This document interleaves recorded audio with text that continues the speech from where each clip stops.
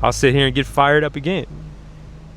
I'm getting fired up right now, brother. What's going on, fellas? Welcome back to another video. Definitely another day not at Skiff land. Right now, we are parked on the side of South Ocean Boulevard, kind of in the West Palm Beach area. We're making our way a little bit up north. Little by little, we'll get back to Skiff land at some point. And I figure after this video, I'm gonna take the wife and the baby out and enjoy this crystal clear water over here in West Palm Beach. This is my wife's car, and let me tell you, this is why I got 5% tint all the way around. This car is tinted to the gills.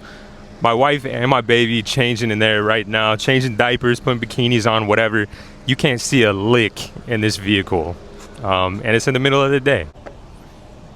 Just to bring it back home a little bit, I just want to say again that your boy has heart failure and a condition called ARVC/D. It's a particular type of cardiomyopathy. It sucks, whatever. I'm not gonna gloom on that right now, but I just wanted to say that one of the reasons I started this YouTube channel in the beginning was to leave some memories behind for the wife and the baby, just in case. I'm a new dad coming into this whole thing. I was spooked, and I just wanted to leave a little something for the baby to see one day, just in case I'm not here. But we're gonna cross our fingers that that is not the case. So going into this story, if it turns out to not be the most exciting story, just keep it in the back of your mind that this is for my baby more so than it is for the general public. But I'm gonna try and put a little pizzazz on it nonetheless. Just to start off, I want to ask you a question. If you were going to buy a boat, would you be upset if you get to the boat and then find out that the owner of the boat that you're buying it from only had the boat for a couple of weeks? Would that bother you at all? Would it spook you? Like we're saying, the boat runs good. There's nothing wrong with the boat. Anything that wasn't working correctly was replaced. Would you be upset for whatever reason? Even if it was fully disclosed, I only had the boat for a couple of weeks. This is what was wrong with it. I fixed this. Now it's all good. Would it still bother you that this person is quote unquote flipping the boat?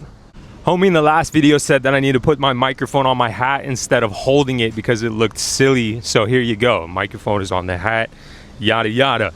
I want to say we're in a different ball game now, a completely different playing field, because with YouTube, I document everything. When I buy a boat, fix a boat, sell a boat, you get to see it all from the start to the finish. You get to see the wins and the losses. You get to see what is wrong with the boat. You get to see how I fixed it. And if anybody is watching the boat who is potentially going to buy the boat, they get to see if I fixed everything correctly. They get to see it all. How long I had it, whether that is 2 weeks or 2 months or 2 years. They'll get to see it all. It's very vulnerable. It's very intimate. I show it all. Like, it's different now. Okay, back in the day, I didn't have a YouTube channel, and a lot of other people selling boats on Marketplace don't have a YouTube channel as well. So you might run into issues like this down the road if you're not purchasing from the old skiffer. So this story goes back about 2 years. 2 years ago, I was cruising Facebook Marketplace, sitting in the bath one morning, and I saw a Contender 21 Open popping up for 25 grand on Facebook Marketplace, and this thing was a beauty. It had the seafoam green that everybody wants. Everything else was stark white, super clean. Even the motor was a big Merc 225, which was, I believe, repainted white. It looked super factory though, but it was such a clean boat. And the description said 25,000 firm, Contender 21 Open, upgraded here, upgraded there, whatever. The only issue is that it takes on a little bit of water. And I figured that's why it was listed at 25,000. But also at the time, I thought owning a Contender was the epitome of this boat flipping ordeal. And I had my sights set out for one or the other. Either a Contender or a yellowfin, and that would be the time that I just kind of sit back and say, all right, sweetheart, we did it. But as you know, Contenders, yellowfins, all these big, like, expensive offshore boats, they're not cheap. So the best way to get into one is finding one that needs a little bit of work, has a little bit of problems. And if you can get into one cheap enough, fix it, have fun with it, and then sell it on the back end, you might have the potential to make quite a bit of money.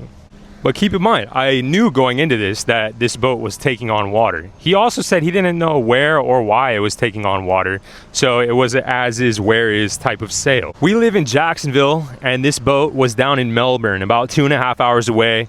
$25,000 is a lot of money, okay? It's not just easy to hand over 25K, but it is a little bit easier when you know that there's gonna be more money on the back end. I figured I'd buy this for $25,000, and if everything is all good, the motor's good, all the electronics are good, I can upgrade a little here, a little there. At this time, the boat market was popping, so I thought I'd at least get to 37 out of it, 38 maybe 40 on like a really, really good day. I know more now than I did back then, but it is what it is. I thought I was gonna buy the boat for 25, maybe put 5 into it, and then sell it, at least list it at 42, and somebody talked down to, I don't know, 37, 38. Keep in mind, the market's different now. I wouldn't list this particular boat more than 35, probably. That's where I would list it at. But I just figured, you know, we might be able to make a little money off of this and own a really sweet boat for a little bit, learn a little bit about the contenders, yada yada. This 25 Banditos also was accumulated by flipping boat after boat after boat, truck after truck after truck, buying Chevy 2-door 1500s, long beds with bad fuel pumps and swapping them out and fixing the AC, replacing condensers, whatever, buying a boat, giving it all new gel coat and new motor, you know the deal. So many boats flipped and flipped and flipped to accumulate a 2.5 stack.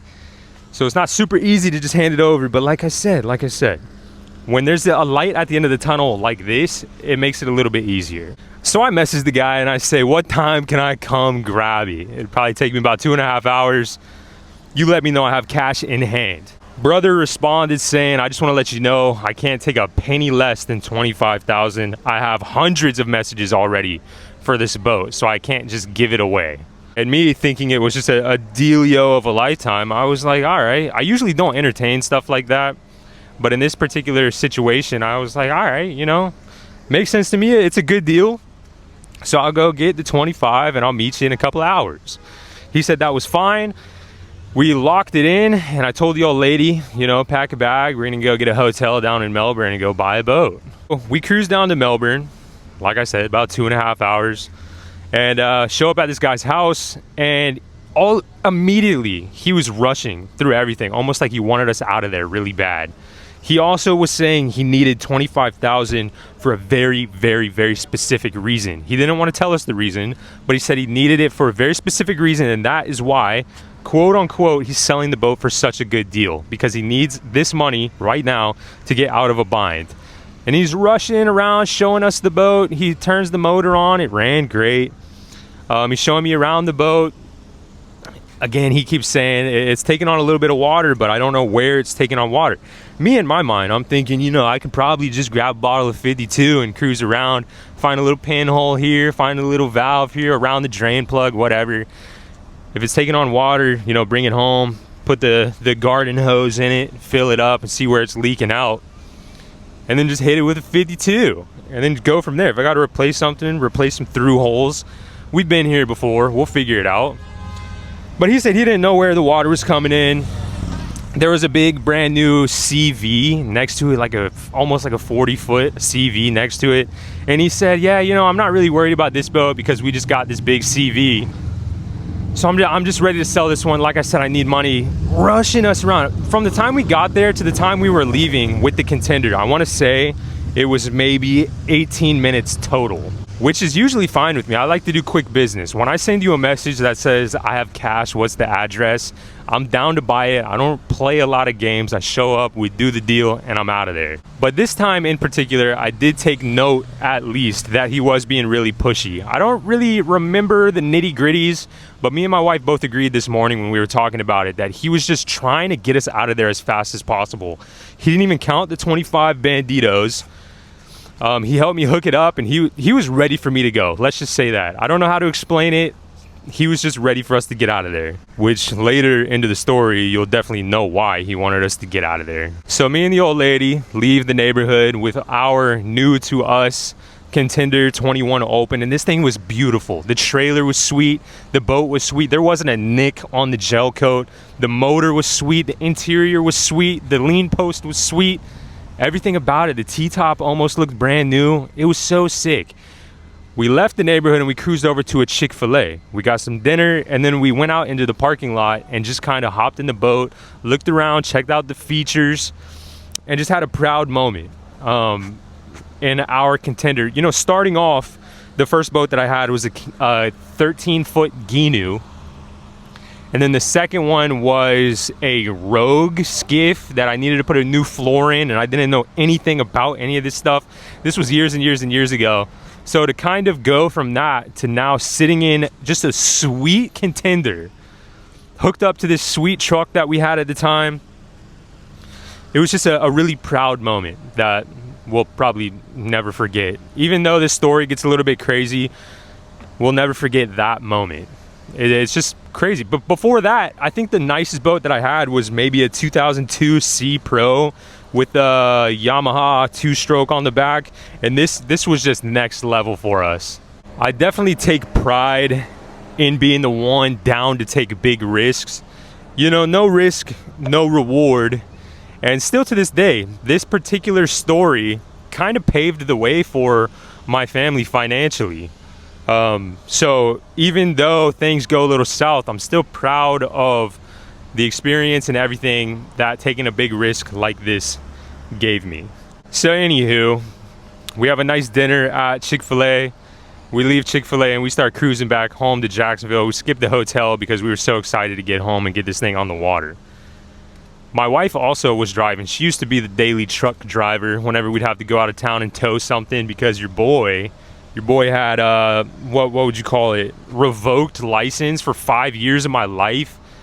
Crazy story. I didn't pay my insurance thing one time, and they sent a letter saying my license was suspended to a address that I didn't live at anymore, and I didn't know that I had a suspended license. And then I got pulled over for this. I was younger, man. All right, my license got revoked for 5 years. It was a rough 5.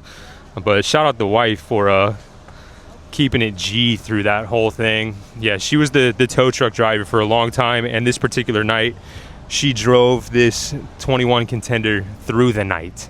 Like a champ, too. It's also why, if you see in any of the older videos, when my wife would meet me at the boat ramp with the trailer backed into the water, this is why. Old girl got lots of experience. All of that can be saved for another video, another day. But we get the thing home, and I forgot to mention that we didn't have anywhere to put this thing. I didn't have a spot at the boatyard on San Pablo. We didn't have space in a yard. We lived in an apartment with a parking garage that this thing definitely would not fit in. So we were a little bit stressing, but I just said, whatever I got to do, I will find a way to store this thing somewhere. So we had a Publix next to our apartment at the time, and that's where the Contender slept through the night randomly in a Publix parking lot. I was spooked the whole night. I'd never owned anything this nice before this, so just leaving it unattended in the Publix parking lot, it was a long, spooky night for sure. I would keep waking up in the middle of the night and just walk out in the parking lot and kind of see it for just a second, just to make sure it was still there and not being messed with. The next day comes, and me and my wife are just stoked to take this to the boat ramp and just put it in the water. You know, let's see what this thing can do. Let's see where this boat is taking on water, yada, yada, yada. Let's just have a fun day on our Contender. Oh, it was so crazy at the time. We went and showed her dad. Her dad's a big boat guy. We pulled up and surprised him. We told him that we were just going out of town to pick up something on Facebook Marketplace. And then we came back the next day and just had it in his front yard. And it was just this big, sweet Contender. He was stoked on it. He came out. We all had a proud moment again. I don't know. That was a couple days of just having to pinch myself over and over again because I just couldn't believe that we had this sweet Contender for $25K too. I'll try and keep the maiden voyage portion of this story short and sweet. I know I said I was going to try and make the whole story short and sweet, but I've been yapping and yapping. Anywho, we put the boat in the water, fire it up, dude. This thing sounds great. It's idling perfectly. Motor sounds good. Radio, speakers, audio sounds all good. Comfy. We started cruising out of the no wake zone, and I was like, for sure at this point, we'd be taking on water. Let me go check the bilge. So the old lady takes the wheel. I cruise back there and I check the bilge. We're taking on a little bit of water. I'm sure it would accumulate over time. And I was just planning on keeping an eye on it. And whenever we got to some gallons, but the bilge pump worked, so I wasn't super worried about it. I just figured if we get to the gallons and gallons and gallons portion, then we'll turn back around, go back to the ramp. A little bit risque, but I just wanted to get this boat on the water so bad. The guy did say that it takes on water, and if you're out offshore, then you'll probably tank it. But if you're just cruising around with the bilge pump, you should be all right. So I wasn't too worried, I guess, let's say. Anywho, I go back and I check the bilge, and we are taking on water. It's nothing crazy. I would say a stream of water was coming in, but it wasn't just pumping. The bilge pump worked, whatever. But I saw exactly where the water was coming in from. The live well pump had a valve, and the valve just wasn't seating all the way. So even though you would close the valve, technically water would still be getting through because it just wasn't seating properly. So I looked, I was like, oh, okay, $40 new valve assembly for this live well pump, and we don't have a boat taking on water anymore. It can't be that simple. A $25,000 boat, thinking I'm about to have to put 5 into it and then sell it for 30 something. Now I see that it's just a $40 part, and we don't have a damaged sinking contender anymore. We just have a boat that's good to go. I was thinking there's no way this guy didn't know this. You can just look at it and see, but maybe he thought that the valve was closing properly and that there was some other issue causing it to leak. I don't know. But regardless, it was just the valve. And that is what it was. Right when we got home, I went over to West Marine. They had the valve assembly in stock. Swapped out the valve, went back out on the water the same day, and it wasn't taking on water at all. It was perfectly fine.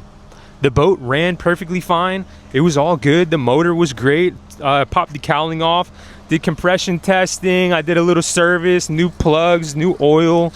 Just going over things that I wanted to make sure would be good in the future for myself and for the next buyer. My wife and my baby are just itching to get out in the water right now.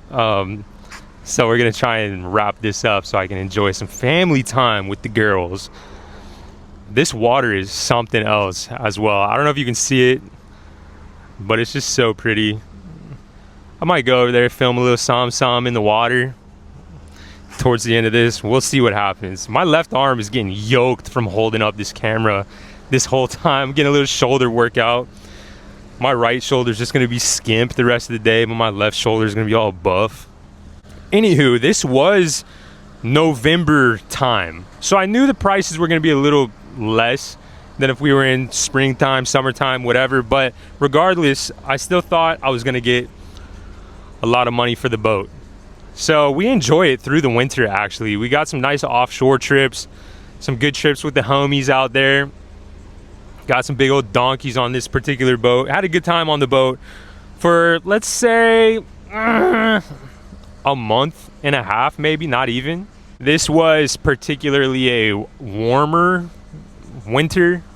Every once in a while we still had to throw the old hoodies on, double hoodied up, but most of the time you could get out there and catch a burn. It was wild. It was a really good winter. So the boat sales didn't really drop that much, which is crazy, especially for things like this. Not exactly sandbar cruisers, but actual operational offshore fishing vessels. The market didn't tank too bad this particular year. We had our fun with the boat, clean it up real nice, detail it, go out, take some pictures of it. I'm like, all right, it's time to sell it, move on to the next. We just got really lucky on this one.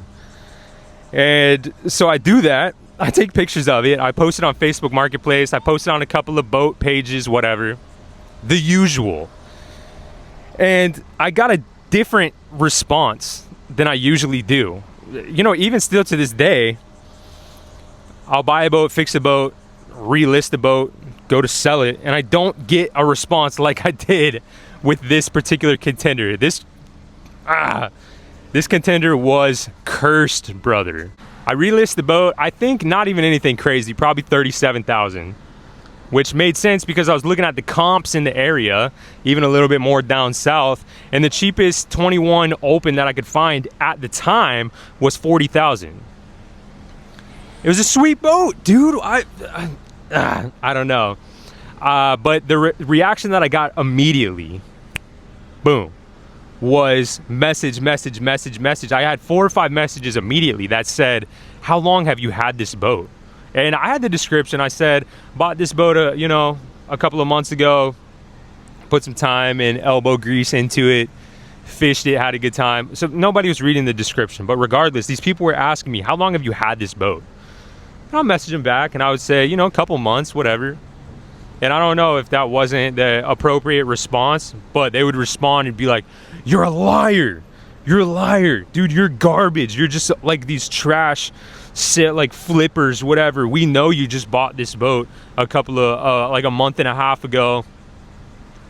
The guy that sold the boat is a flipper himself. We saw it pop up and we were trying to warn everybody not to buy this boat because the guy who sells it is this shady guy who sells boats, whatever, blah, blah, blah. And I was like, what do you mean? I was like, I bought the boat. He said it was taken on water. I verified where it was taken on water, replaced the part. Now it's not taken on water. What is the issue here? You're like, am I supposed to keep a boat for 4 years until I'm allowed to sell it? Everybody saw that it was 25,000 off the rip. They did see that. So I was like, is the price what's bumming you out that I bought it for 25,000? I'm listing it for 37,000 or 35, whatever it was at the time. Like I bought a boat taking full risk, believing that this boat was a sinking contender, and I fixed it. This is no longer a sinking contender. It's just a contender that's all good. So what is the problem? I took the risk. You didn't take the risk. You said you saw the boat for 25,000. You did not buy the boat for 25,000. Your boy did. Your boy took the risk. And now I feel it makes sense that I would be able to reap the reward, and I shouldn't be getting hated on for just, playing the game. This is why I asked you guys before in the video, would that make you upset? Like, if you're cruising looking for a contender and you go find a contender and it's the one that you want, it's the price that you're okay with, but then you find out that I or somebody bought the boat cheaper and they fixed it up and now they're selling it for more, like, would you be like, oh, now I'm not going to buy this boat? I was going to pay 37 for your boat, even though I really like it and it's the one that I want, but now that I know that you're going to make money on it, I'm going to go buy another contender 21 for 37, that like the same price, but he's just not going to tell you that he's making money on it. He'll probably say something like, oh, I'm going to take a beating on the price to give it to you for 37, but it's a good boat. The script, the salesman script. I just don't get it. Like, it's almost like there's an ego thing of like, I don't want you to make money on this boat. I want to spend the money and just not know. I don't get it.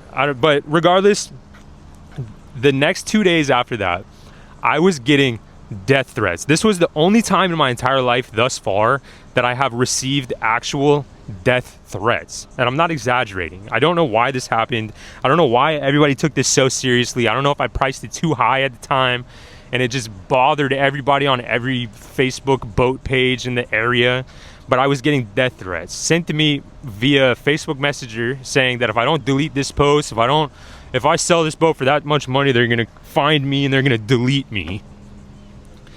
And I would just message back being like, what are you talking about? If you go to a boat dealership, they bought the boat cheaper and are selling it like marked up via whatever the market is demanding at the time. Like, you go buy a car, it's the same way. Car dealerships go buy a car at an auction for just the price that you pay for the down payment. And then you're paying monthly payments for years and years and years on this car that they got at the auction for cheap. So what is the problem?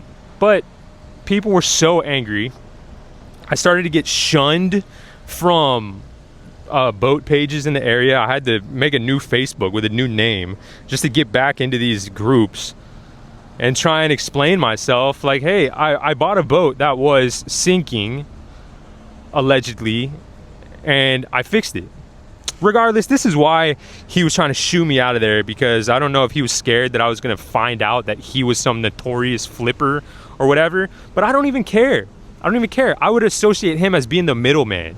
If he bought it from some guy who didn't know anything about boats and somebody told him that his boat was taking on water, or if this old guy or whatever was offshore and started taking on water and he was just so scared, he was like, I need to sell this boat and get out of it before I sink the boat, and he sells it to this flipper guy, and the flipper guy pays, you know, 20,000, and then the next day he posts it for 25. It's still a good deal to me, and that guy doesn't even check the bilge or anything. He just says, I'm just passing along. I saw a little bit more meat on the bone.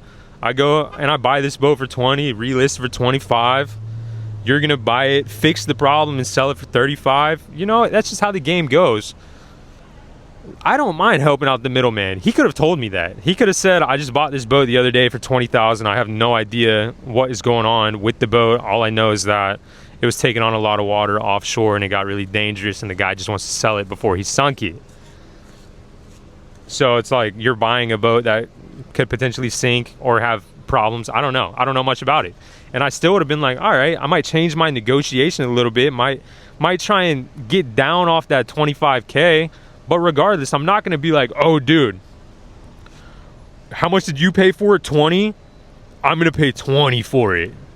Just for no reason at all other than I just don't want you to make money on it. I don't get it. It's the weird part of Facebook Marketplace. You would rather be lied to and have somebody say, I bought the boat for 45,000 and I'm selling it to you for 25,000, rather than just being like, yeah, I got it the other day. I'm going to make a couple thousand off of it. I don't know. I'm not going to get too heavy into those nitty gritties, but regardless, this boat was blacklisted in the Jacksonville, Palm Coast, you know, just, I would say 200-mile radius, this boat was completely blacklisted. And I got to the point where my stomach started to hurt. My tummy started to get all in knots, because I was like, this is the most expensive thing I've ever purchased, and I might be stuck with it. Might not be able to sell it. Because I had so many messages, oh, I'll give you the 25 that you paid for it. Brother, I paid 25 with crazy risk on my end, and I fixed it. You would be buying it with no risk. This is a turnkey boat ready to go offshore right now. Big 100-gallon gas tank with paperwork of, there's paperwork for a new gas tank that came with it. Whatever, you know. There's a lot of paperwork. That's how you know it was like an older gentleman owned the boat previously. But yeah, you know, the boat wasn't in the last guy's name. I'm just saying, now you're buying a boat that is verified, a real offshore contender, that you're not going to sink, you're not going to have any problems. I've been fishing this boat for the last month and a half, going offshore, going to the reef, going to the ledge, having a great time. This is zero risk on your end. I'm the one who took the risk. Again, if you wanted the boat for 25, you should have taken the risk back when you saw it listed. I'm getting fired up again. But yeah, these death threats were pouring in. Some people on Facebook Marketplace are pretty cool, normal people, but then you go to the shadow realm, the crazy realm of the people who are just there to get you. They're just there to get you, and you know, they'll beat you down just to make a little bit of money for themselves, because they would get it for 25, have fun with it, and then try and sell it for 35 too. Man, it's rough. But crazy to have death threats over buying a sinking contender and fixing it and trying to resell it. I was getting, even when I deleted the post, I was still getting threats almost every day.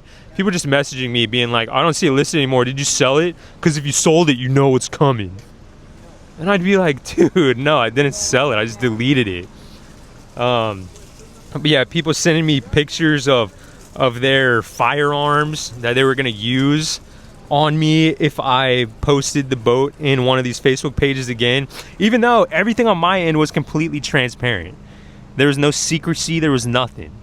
I had pictures verifying the repair made. I had pictures offshore. I don't know. I'll sit here and get fired up again. I'm getting fired up right now, bro. Regardless though, I kind of caught wind that I wasn't going to be able to just traditionally sell this boat. It's actually the only thing that I've ever sold that I didn't like physically make money on, because I had to get super creative. So I had to start going to people who were selling boats, and I would just ask, do you want to trade? You have a flats boat that I want. I have an offshore boat that you want. Do you want to do a trade? Long story short, super long story short, hopefully get you off this bench. There's some bugs all over you. Hopefully I can make this portion of the story short as well. I found somebody who had a Pathfinder 2200. Now this thing was under a layer of mold and filth and grime. Boat wasn't touched in I don't even know how long, but I saw it had good bones. It's what I'm usually looking for still to this day. I messaged him and I say, he had it listed for 30,000, and I was like, all right, you know, we're kind of in the same ballpark, whatever. At this point, I just want to get out of it. I know I cleaned the Pathfinder up, do some upgrades, whatever, be able to make a little money on the back end, maybe more so. Like, regardless, I need something that I can sell, because I can't sell this Contender. So I messaged this guy. Me and my wife were sitting at some Mexican joint eating some chips and queso when I'm doing this dealio. I'm talking to the guy and I say, are you interested in trades by chance? And I sent the pictures of the Contender, and he was just like, oh yeah, I've been trying to get out to that ledge offshore for so long. He was like, this Pathfinder, whatever, I mean, it's a good boat, but I haven't touched it in like 2 years. And I was like, really? I was like, all right, I'm down, man, let's do the old trade. And it just happened to work out that he wanted to do the trade on my wife's birthday. And we had a hotel on the beach, whatever, so we went and checked in, and I ended up meeting the guy back at the boatyard on her birthday. It is what it is. I'm gonna make the deal. I'm gonna make a deal. I don't care if it's Christmas Day, Christmas morning. If there's a deal out here, I'm gonna make the deal. All right, that's my edge in the game, is that I'm here to make a deal at whatever cost. Anywho.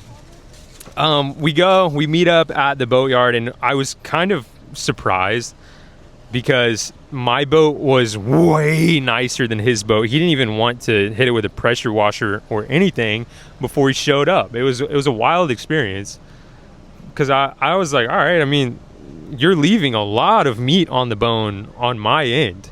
And I told him about it. I was like, yeah, I bought it a couple, you know, at this point it was 2 months ago, whatever, 2.5 months.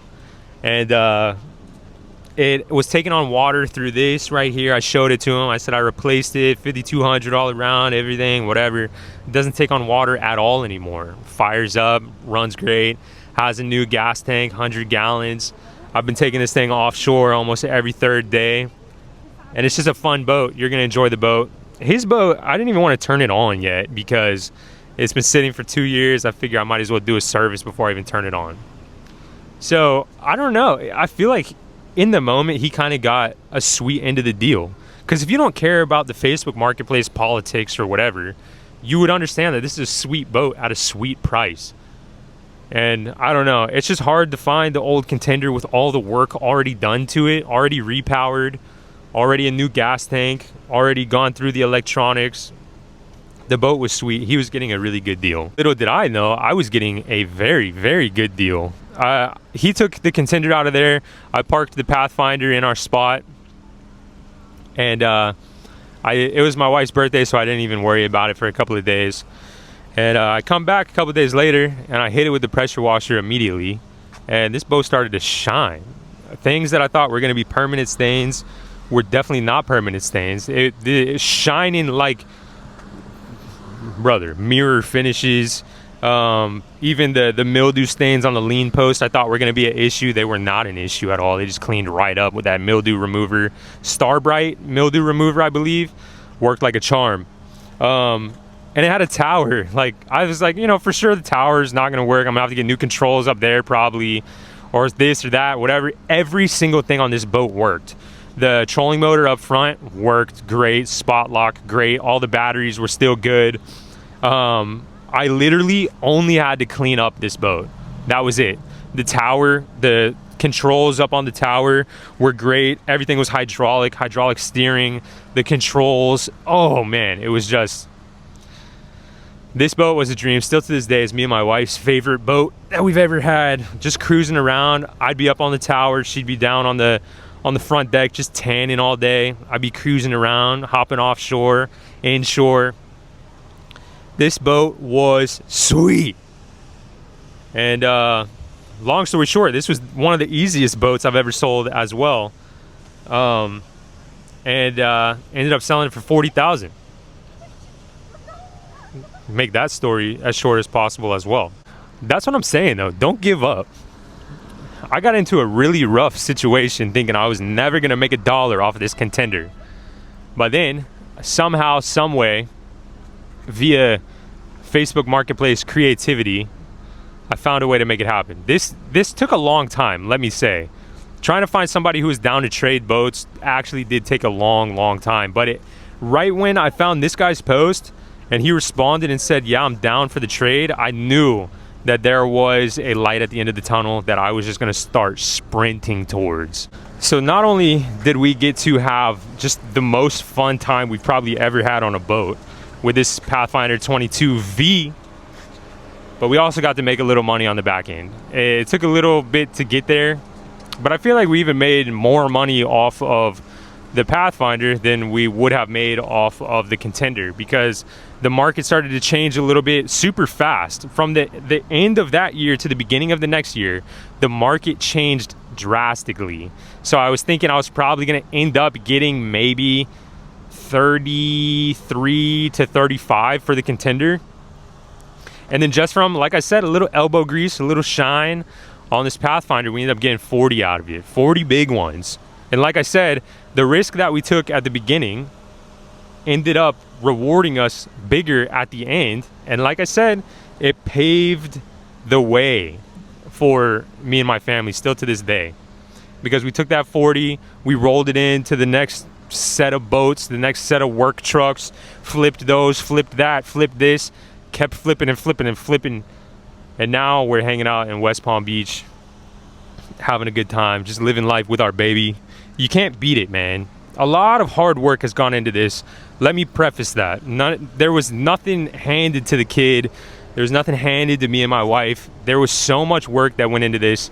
It's just to say, this started from $0. Everything that we have to this day, the boats that we've had, the experiences that we've had, it's all come from $0. Because back in the day, I started all of this by going in dumpsters and finding things in dumpsters and selling them. You know, a couch, a desk, right at the height of you know, the lockdown, everybody working from home. I was finding desks, I was building desks out of pallets, just selling people desks, making money, taking that money, rolling it into couch money, buying a couch, cleaning it up, selling a couch. I knew that if I had enough money to go buy a boat, then everything would change. And I just kept selling trash, paying rent, selling more trash, paying rent, paying the bills, until all of a sudden one day I had enough money and I found the right deal on that GNU 13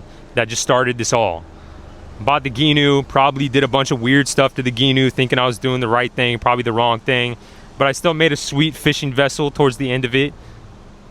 Sold it, made a little money, bought another skiff, did the whole same thing again. Just learning as we go, skiff after skiff after skiff.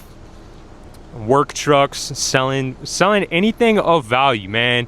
If I found an antique, all of a sudden I was like an antique dealer, trying to find the best ways and places to sell antique relics and whatnot. It took a lot to get here, but this is just one of the stories involved in getting here. This one was just one of the bigger chunks at the beginning. And then when I found out that Pathfinder was such an easy boat to sell, especially in Jacksonville, Florida, I went on like a Pathfinder binge for a while, and it was Pathfinder after Pathfinder after Pathfinder. And then, you know, just nicer boats over time, bigger, nicer, more expensive, more money on the back end boats. You're not gonna believe it, but a homie just stopped and said what's up from the channel, and that's crazy shout out to the homie. Enjoy the rest of your day out here. It's beautiful out here, man. He lives here too. Lucky him. I'm gonna stop yapping at this point. It's definitely time to get the wife and the baby in the water and enjoy the rest of this sunny day out here in West Palm Beach. But yeah, that was just one of the stories that got us here that I want to leave behind. So just I mean, I don't even know what to call this story. The first time I ever received death threats was via Facebook Marketplace. I don't know. But yeah, there is a path for you. If you want to sell boats and, you know, work for yourself and make a bunch of money flipping stuff, there's definitely a path, and there's going to be a lot of interesting, crazy stories along the way. And I just think it's a super cool way of life, and I recommend it to anybody.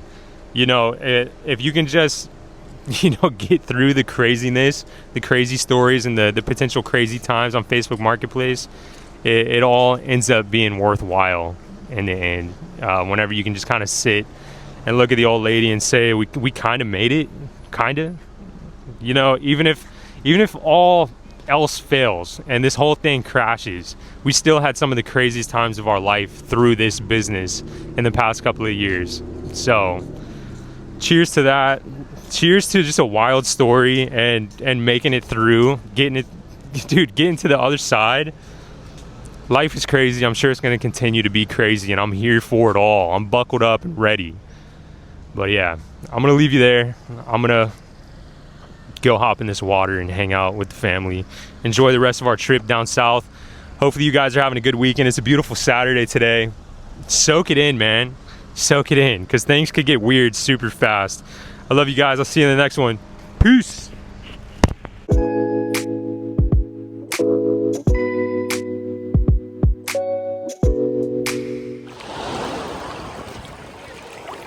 This water is crystal clear.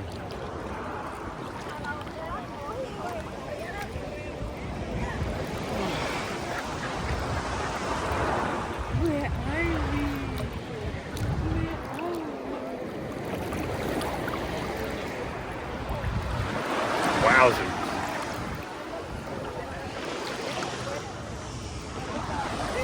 Bye-bye.